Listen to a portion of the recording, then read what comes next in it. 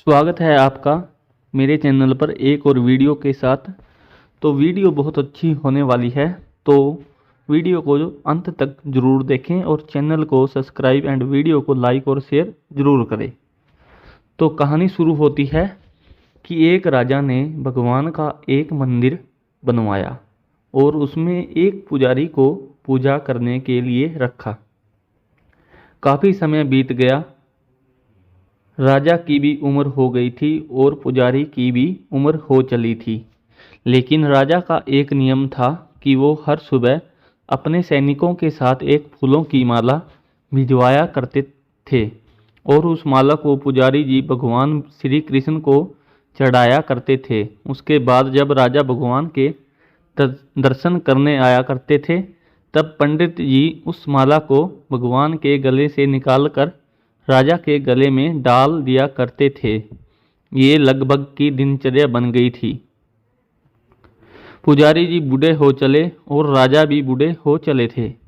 एक दिन राजा की तबीयत खराब हो जाती है, तो राजा ने माला सिपाही के हाथ भिजवाते हुए सिपाही से कहा कि पंडित जी को कहना कि आज हमारी तबीयत ठीक नहीं है, तो आज हम आ नहीं पाएंगे, तो आज हमारा इंतज़ार ना करे। उसके बाद सिपाही ने माला जाकर पुजारी जी को दे दी और सारी बात पंडित जी को बताई। पंडित जी ने भी माला को श्री कृष्ण को चढ़ा दी। तो उसके बाद पंडित जी ने सोचा कि इतने साल गुजर गए कि भगवान की माला को हमेशा राजा जी को ही पहनाई है, लेकिन आज तक मैंने कभी इस माला को कभी खुद नहीं पहना। तो हो सकता है कि जरूर यह प्रभु की इच्छा है। कितने सालों में आज मौका मिला है कि प्रभु की इस माला को मैं अपने गले में पहन पाऊं। तो यह तो परंपरा ही थी कि प्रभु की वह माला तो निकलती ही थी। तो इस बार पंडित जी ने वह माला अपने गले में डाल ली। लेकिन तभी सिपाही दौड़ते हुए आया और बोला कि महाराज को वहाँ कुछ ठीक नहीं लग रहा है, तो राजा साहब मंदिर की तरफ ही आ रहे हैं, आप तैयारी करना शुरू कीजिए। राजा को लगा कि इतने सालों से बनी हुई परंपरा कहीं टूट ना जाए, इसलिए वह मंदिर की ओर आने लगे। जैसे ही पंडित जी ने यह सुना, उन्होंने तुरंत माला गले से निकाल और भगवान को पहना दी। घबराहट में पंडित जी समझ नहीं पाए कि उन्होंने क्या गलती कर दी है। पंडित जी को लगा कि अगर राजा को पता चला तो वह उसे दंड दे देंगे। अब राजा आए तो रोज की तरह पंडित जी ने माला भगवान के गले से उतारी और राजा को पहना दी। लेकिन राजा की नज़र माला पर पड़ी। उसमें एक सफ़ेद बाल था। राजा को बात समझ आ गई कि ये सफ़ेद बाल पुजारी का है। राजा ने पुजारी से पूछा कि क्या इस माला को आपने पहना था? यह सफ़ेद बाल कहाँ से आया?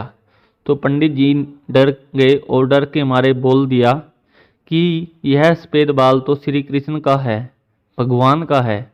राजा को गुस्सा आ गया कि एक तो पंडित छल कर रहे हैं और ऊपर से झूठ बोल रहे हैं। राजा ने थोड़ा गुस्से में आकर पूछा कि कृष्ण जी के कब से सफ़ेद बाल हो गए?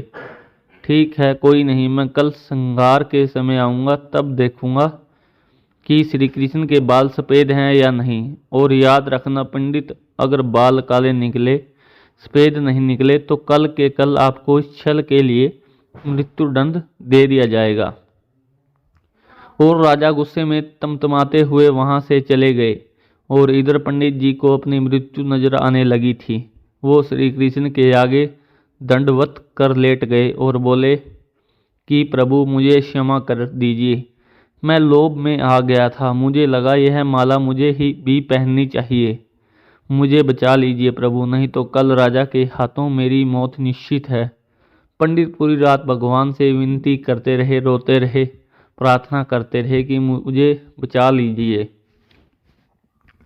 अगली सुबह राजा श्रृंगार के समय पहुंचा और पहुंचने के बाद राजा ने पंडित से कहा कि पंडित जी मुकुट उतारिए, मुझे बिहारी जी के केस देखने हैं।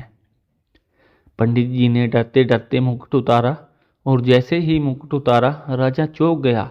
श्री कृष्ण की मूर्ति के बाल सफ़ेद थे, लेकिन राजा को लगा कहीं ऐसा तो नहीं कि पुजारी कोई फिर से कोई छल कर रहा है? कहीं इसने अपने जान बचाने के लिए बाल रंगवा तो नहीं दिए? तो बाल की जांच करने के लिए वो बाल तोड़ने लगे, और जैसे ही राजा ने बाल तोड़े, मूर्ति में से खून बहने लगा। राजा यह देखकर भगवान के चरणों में गिर गए और क्षमा मांगने लगे कि क्षमा कर दो भगवान, मुझसे बहुत बड़ा पाप हो गया है। मैं शक में इतना अंधा हो गया था कि मैं सही गलत भी भूल गया। तभी मूर्ति में से आवाज आई कि राजा, तुमने मुझे सिर्फ मूर्ति माना है, मैं आज से तुम्हारे लिए सिर्फ मूर्ति हूँ। लेकिन इस पुजारी ने मुझ में साक्षात भगवान देखा, इसलिए उसकी जान बचाने के लिए मुझे अपने बालों को सफ़ेद करना पड़ा, खून की धारा बहनी पड़ी, ताकि तुम्हें समझा पाऊँ। और उसके बाद राजा को अपनी गलती पर पछतावा हुआ, लेकिन अब कुछ नहीं हो सकता था। इसलिए तो कहते हैं कि अगर मानो तो पत्थर में भी भगवान है, नहीं तो साक्षात आपके सामने भगवान आ भी जाए तब भी आप उनसे उनकी सत्यता मांगेंगे। अगर आप सच में भगवान को देखना चाहते हैं तो आपके सिर्फ भाव होने चाहिए। ऊपर वाले पर बिना किसी शर्त के विश्वास रखो और अपने कर्म को निरंतर करते रहो। ऊपर वाला आपको उसका फल अवश्य देगा। तो उम्मीद है आपको यह कहानी पसंद आई होगी। तो आपको क्या लगता है, जो राजा ने किया क्या वह सही था? क्या राजा होने के नाते उसके पास सत्य की पहचान करने का कोई और रास्ता भी था? हमें कमेंट में ज़रूर बताइए, और चैनल को सब्सक्राइब एंड वीडियो को लाइक और शेयर ज़रूर कर देना। धन्यवाद।